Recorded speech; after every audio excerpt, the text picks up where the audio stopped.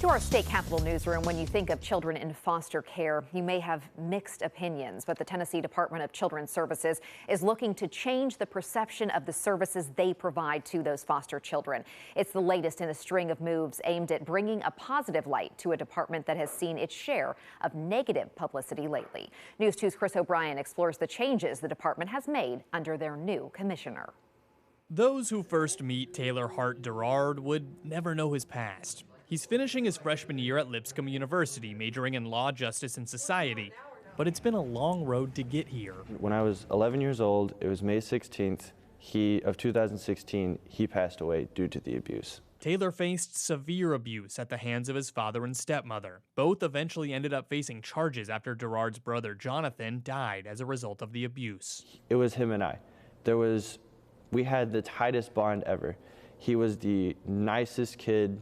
He would hug a stranger if he saw them crying. And he didn't matter who you were, he loved you.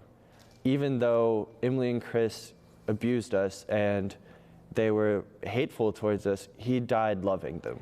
But now Taylor is thriving. He credits some of that to the Department of Children's Services program called Extension of Foster Care. Just like many parents continue to support their children after they turn 18, the program does the same for kids in foster care after they age out of the traditional system. The department says Taylor's story shows why programs like the Extension of Foster Care need more resources. We need to make this program easier to access. One of them said we need homes, not hotels.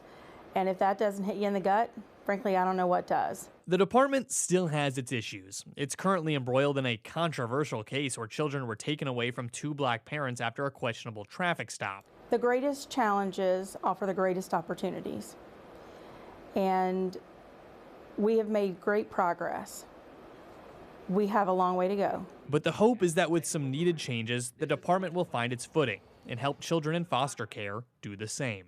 DCS has helped me come from an abusive household where I thought my world was literally everything was against me, to actually believe in, there is a hope that people are willing to help other people. In Nashville, Chris O'Brien. Now, Chris met Taylor during a visit at the Capitol today. To learn more about the Extension of Foster Care program, visit WKRN.com.